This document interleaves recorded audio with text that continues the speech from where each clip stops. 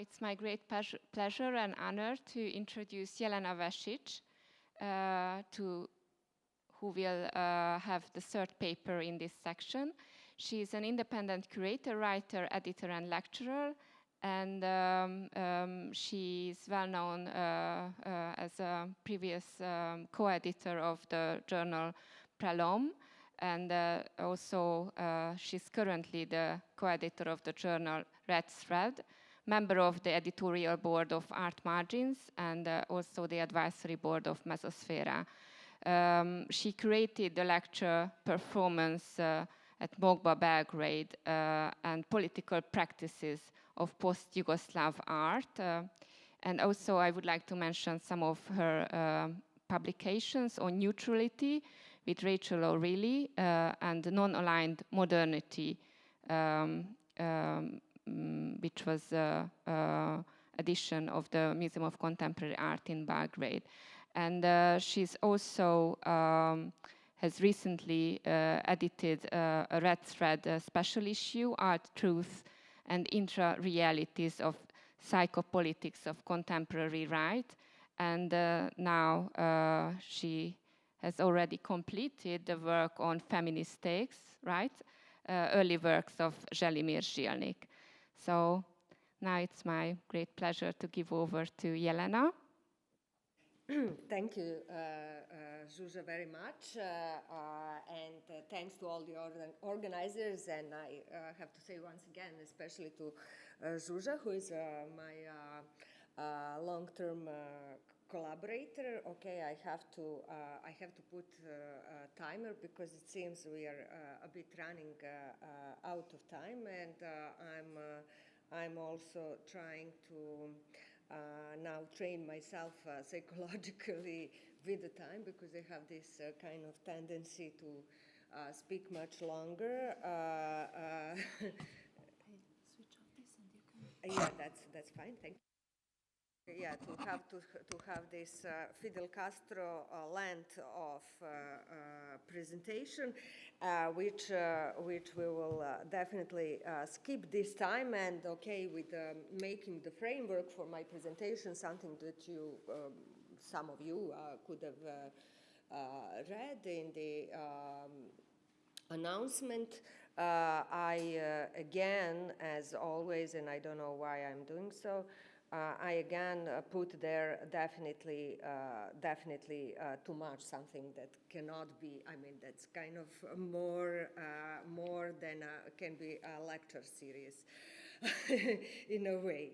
So yeah, but this is also witnessing on some kind of desire to maybe survey, to maybe give different examples and to show different typologies and so on, and to be in a way as differentiated as possible, which I will not be, but I'll try to be as much as I can within my 20 minutes, which are starting now. Okay, I train myself, so we'll see whether we make it or not. And I'll continue on continue from the two really nice presentations by two also great colleagues who has spoken before me, Boris and Tomasz, and their reflection on the notion of cultural transfer, through which I'll pass like very quickly, just adding to maybe few things which maybe haven't been mentioned, and then I'll try to emphasize this material aspects, this materiality of the ground, this very material substance of the history through few of the events that I will comment. So cultural transfer which perhaps has been mentioned in the introduction, is element of cross-cultural communication.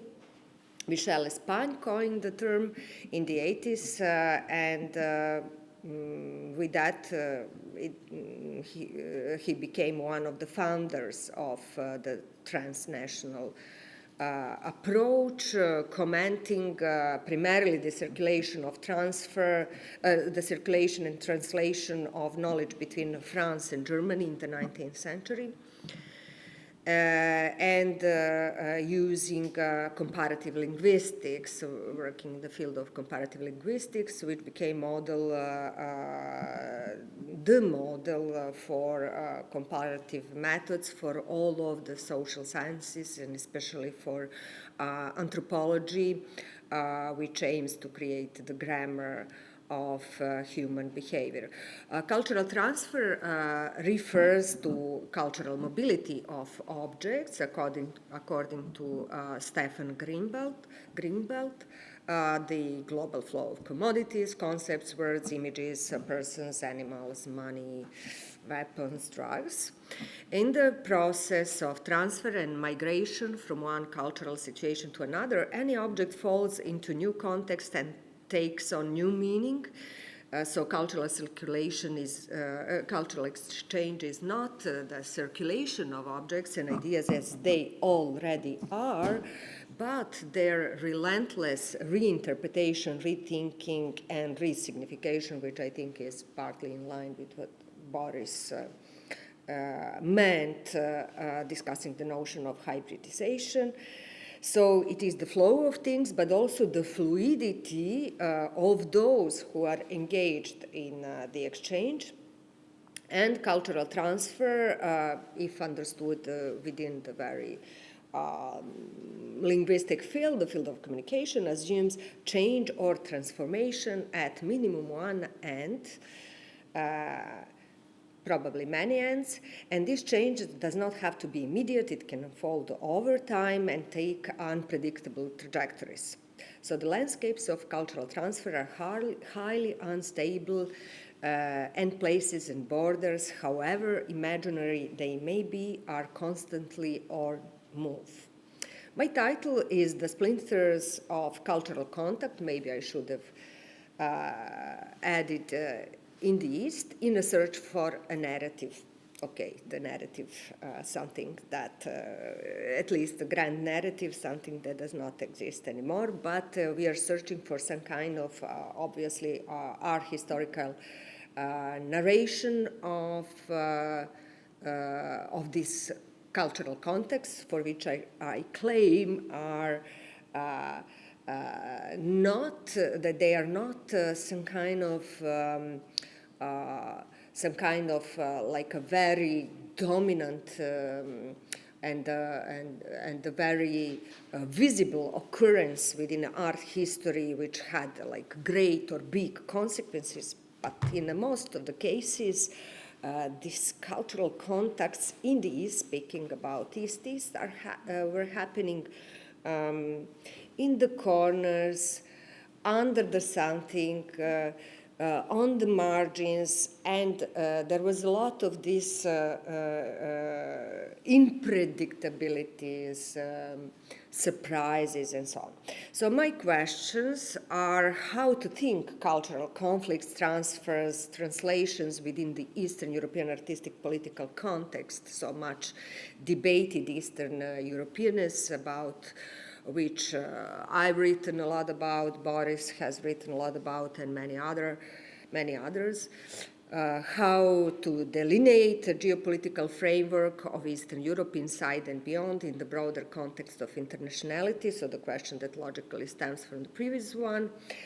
Can we claim the authenticity of specifically Eastern European forms of cultural exchange or transfer?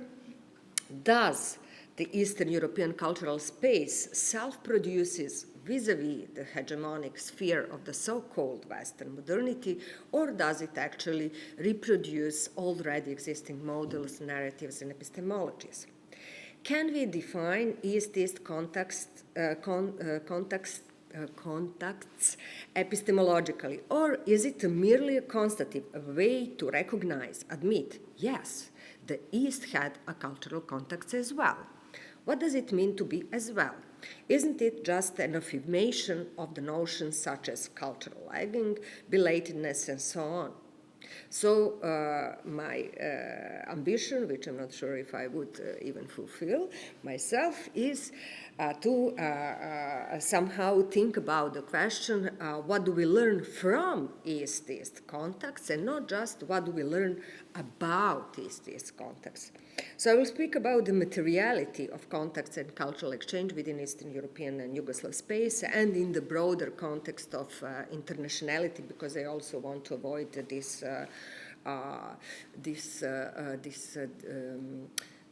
tapestry of area studies in the approach. So I will try to delineate some kind of a cognitive map, certainly not comprehensive one, and comprehensiveness is a privilege and also violence, of some of the major contact zones, the zones which open themselves up for the exchange East-East. I will speak about nature, the framework of the contact, about the curation of contact zones which enable or not the conditions of transfer. So the nominal and the actual openness of certain manifestation of events. So I'll start from the Paris Biennial of Young Artists, which was one of the most significant platforms for international exchange for the generation of artists of 60s and 70s. So it's the Western platform for international exchange in which East-East transfers were supposedly taking place. The exhibition was established on the initiative of French government, the Ministry of Foreign Affairs, and the writer André Malraux, with the strategic idea to bring the old cultural capital of Paris back to competitive position in Euro-American and international context, at a time dominated by New York. The exhibition also brought the change of paradigm in very Paris, the paradigm of contemporary artists, so that the old model or paradigm of Picasso was replaced by the new model of Duchamp. And Duchamp, who already passed through some kind of cultural transfer at the time, who was rediscovered via United States, so this famous exhibition in Pasadena, and reestablished in Paris with the Nouveau Realism, that's with mostly figure of Yves Klein, and in line, of course, the new model of Duchamp was standing in line with the raising paradigm of conceptual art or new art practices in Europe, both Eastern and Western. Forgetting the diversified picture of history of Eastern European participation, especially in relation to adaptability and response to the changing formats of Paris Biennial, both on the level of state organization and individual involvement, I would recommend an excellent research study by Julien Debussier, published by the Institute of the Present, initiated by dear colleague Alina Sherban, who is here with us and who will speak next after the break. So Paris Biennial operative systems of selection and display of artworks were changing over time from the traditional model based on national participation, 65 to 69, to a hybrid format that still relied on national participations, combining them with international, different international formats, media, and so on, 69 to 71. And finally, from 73 to 77, it was organized according to the principle of centralized international system.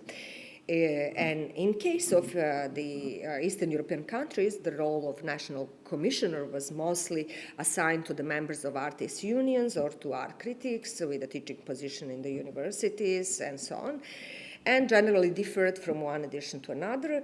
And the notable exception that Debussier underlines was Hungarian participation, with a position of national commissioner being held from 61 to 69 by Sándor Hemmenberger, who was head of department at the Institute of Cultural Relations.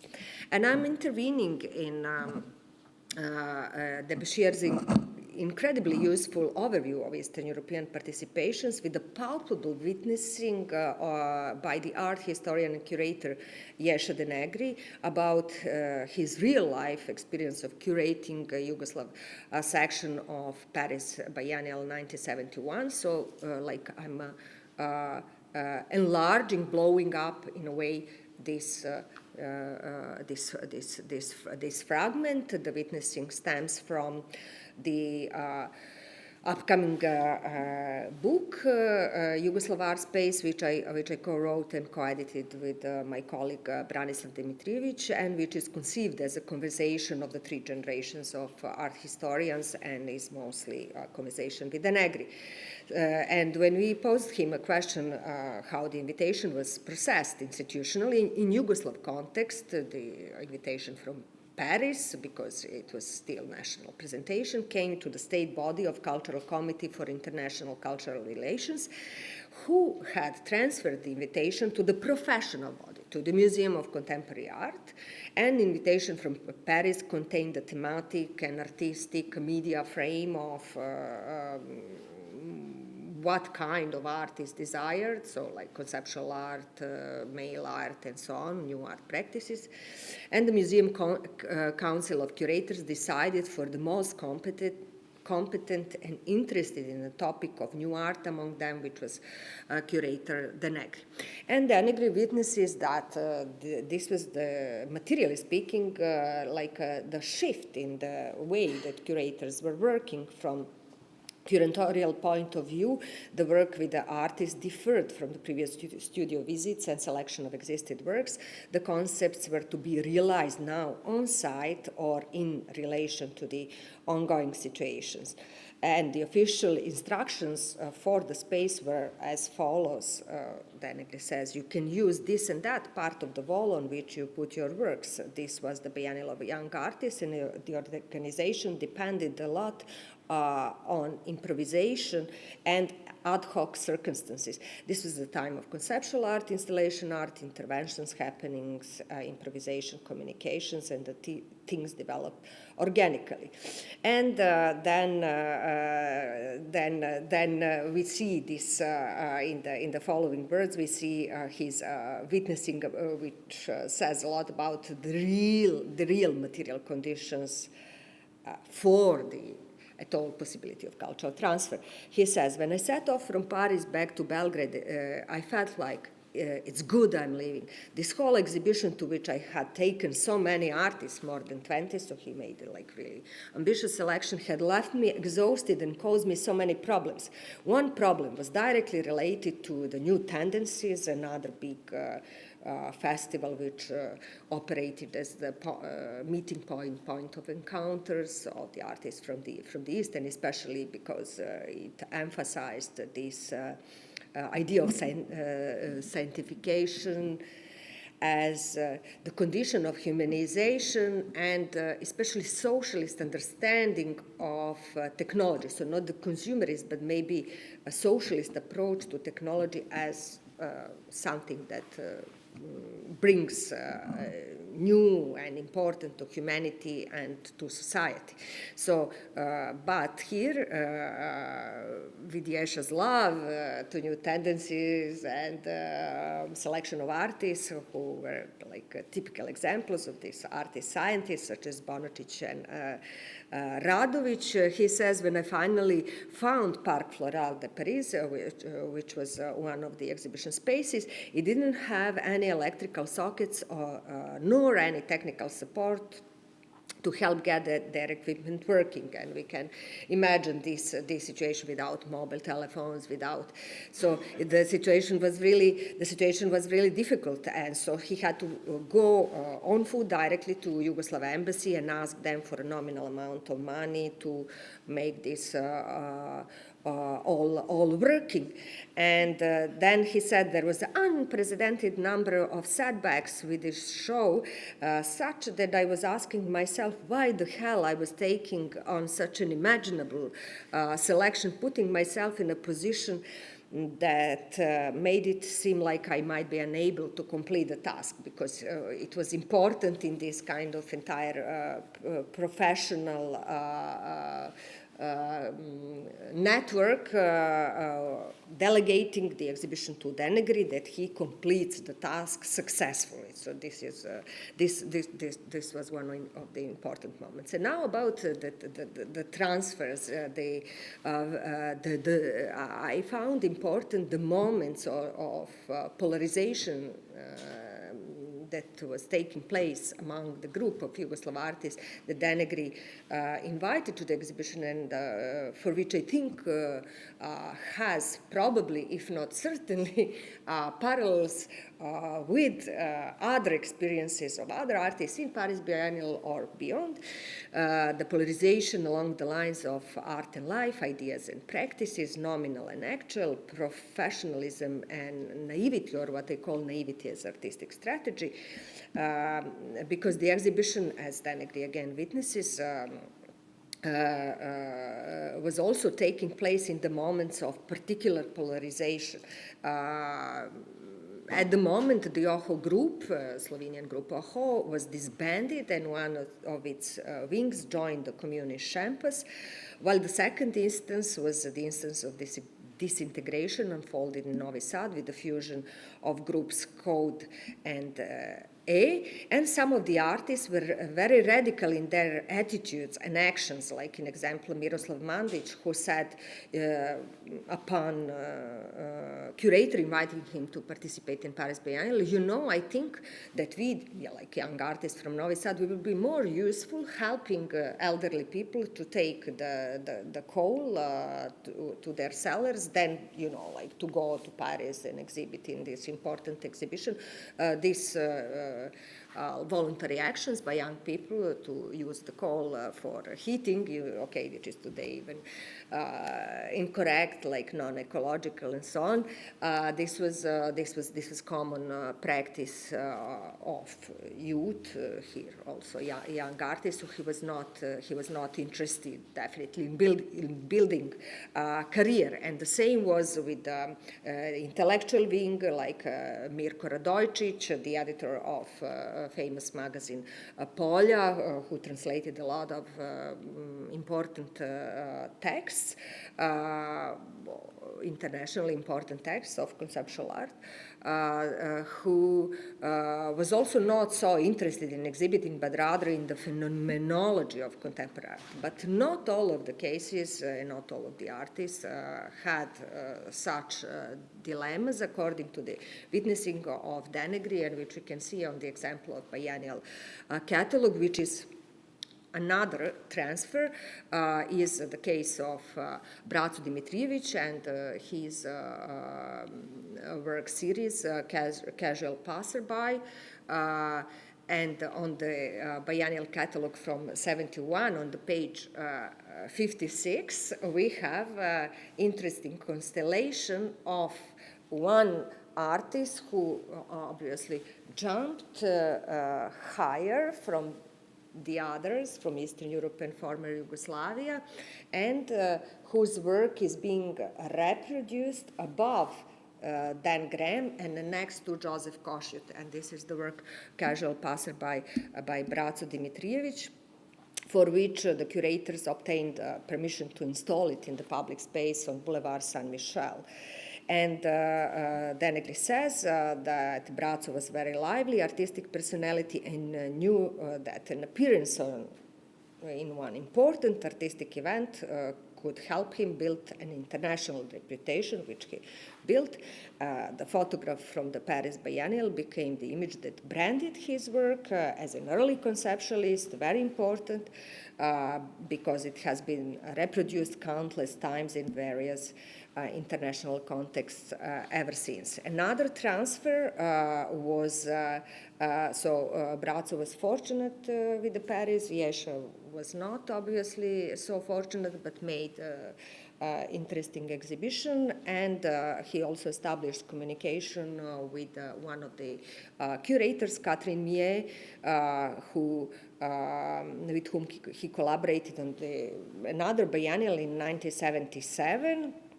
and who came to Belgrade after this collaboration, and who is even in charge for the very name of this Yugoslav new practice, new art practices. The term new art practice is her, so she's a godfather to new phenomena of art in Yugoslavia, and she was in Student Cultural Center Gallery giving a lecture, and her text, very important text for learning about conceptual art, about its articulation, so now the translation between theory and practice, was published in the journal Polja in Novi Sad. And then, again, fortunate or unfortunate moment with a group of artists who found one tiny moment of free time and decided to dedicate it to the visit of Gallery Templon, which promoted conceptual art in Paris, and which was also important for the shift of the paradigm, like Millet's Journal Art Press and Paris Biennial from '69 onwards. So they exhibited Kossuth's work. And Jesha, with a group of artists, including Goran Djordjevic from Zagreb and artists from Novi Sad, went there to see the exhibition. And this was enlarged text on black canvas, which for him was phenomenal. But he is also witnessing how these artists were disappointed, posing the questions. Why are they large format? Why this aesthetization and commodification? Why does Kossuth's work looks different from the way they had understood it from his essays?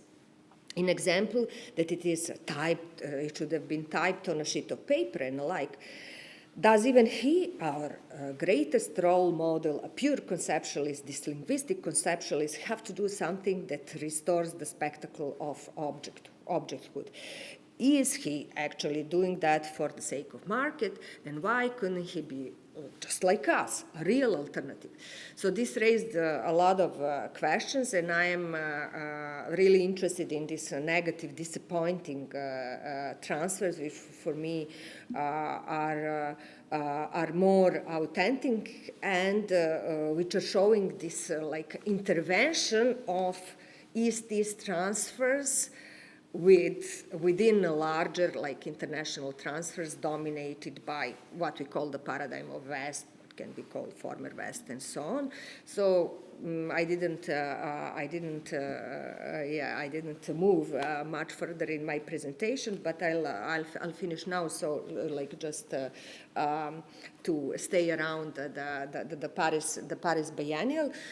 It is interesting that in this 77, before actually 77, Jesha passed through some process of education of curators and research trips where he, as a museum curator, traveled to Poland and Czechoslovakia through an institutional exchange of curators, and this was thanks to the collaboration of the director of Belgrade Museum of Contemporary Art, Miodrag Protic, who was often member of the jury in the Biennial of Graphic Arts in Ljubljana, established by Zoran Kržišnik, who was director of Moderna Galleria, and who often asked very important figures to be jury members. So one of them was Jiří Kotalik, the director of National Gallery in Prague, and Richard Stanislavski, the director of Museum Štuky in Łódź. So that the curator Mahulena Nešalova of the National Gallery visited the museum in Belgrade as a part of exchange, and the exchange is the exchange of the curators, of the younger curators, is made in the context of this bigger exhibition of like older generation of curators. The Graphic Biennial in Ljubljana was established in '55, and it was really like big cultural event, almost the size of Documenta, so is established in the same years, and used this again socialist medium of graphic arts in a way, and within its own paradigm. I also wrote in my introduction a bit critically, because the exhibition is very much glorified today, especially because of its relations with an online movement. But in my opinion, I somehow think that we cannot, just simply use the political structures and apply them directly to art. This produces something obviously conservative in art, but the political concepts should have been taught from within art, in a way, from below.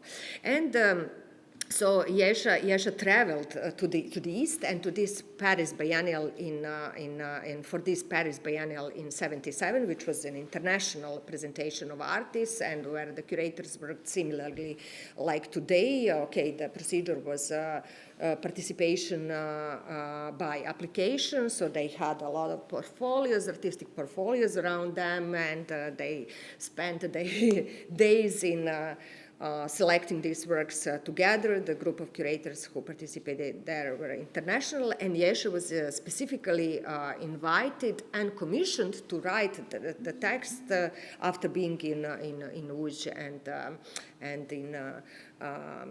and in Prague to write the text about the Eastern European art. And what was interesting for me, and which I comment in this dialogue, in this book, that the text is entitled Some New Attitudes in Socialist Societies. And I say to Zsuzsa de Negri, your insistence on the notion of society seems important to me here, since in today's actual post-socialist discourse, there persists a strong contrast between the official sphere, which controlled art and institutions, and the alternative sphere, within which some kind of search for freedom was going on.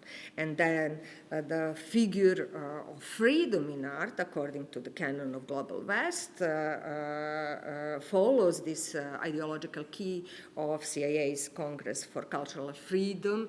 And we also had in Yugoslav history the critique of this concept, first with the Belgrade surrealist Marko Ristić, who didn't want to participate in one of the conferences of the Congress of Cultural Freedom, because it's called Congress for Cultural Freedom, and he wrote, there is no freedom outside of the socialism. So for me it was interesting that already in '77, and what we're discussing today as the critique of the ideological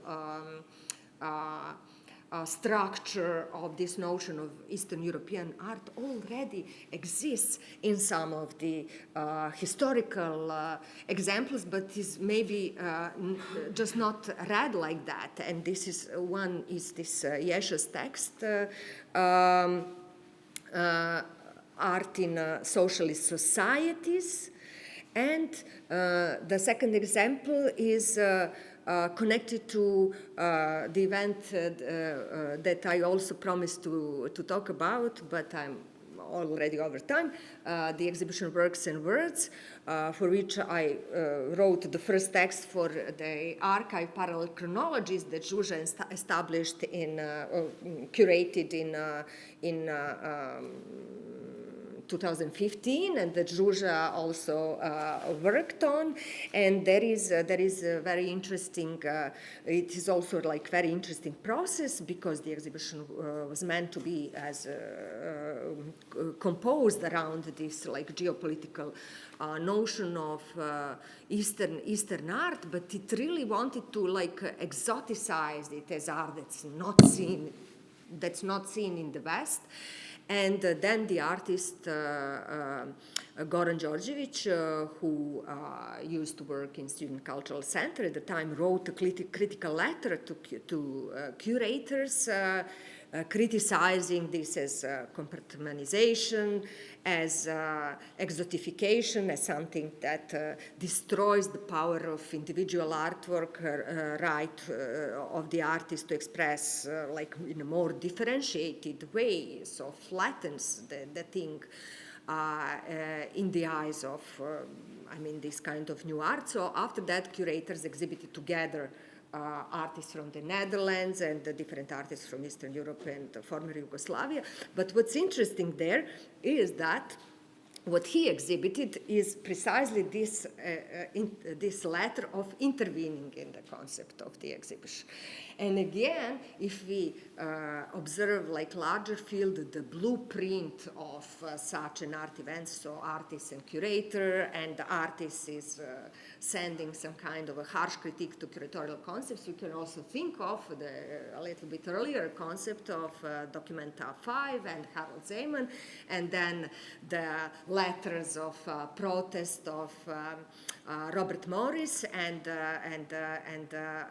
Daniel Biren, which were included in the catalog. So basically, the scheme which we have the entire epistemology in this tipping point of occurrence of new practices is the same. And then in the case of Biennial of Ljubljana, we have in 63 Robert Rauschenberg gets the prize in Ljubljana. Biennial of Graphic Arts, speaking about East, in 64 he gets the prize in Venice Biennial. So I'm trying to this is my proposal, I mean, for all of us, because here we are not coming with finished papers, but maybe rather with propositions. So my proposal would be to try to think the contacts in the East and to find these examples which are in a way going beyond the already known, beyond the blueprints, beyond the examples and the cases and the routines that are very much known to us, to kind of find something that renews the understanding of art also epistemologically. Thank you.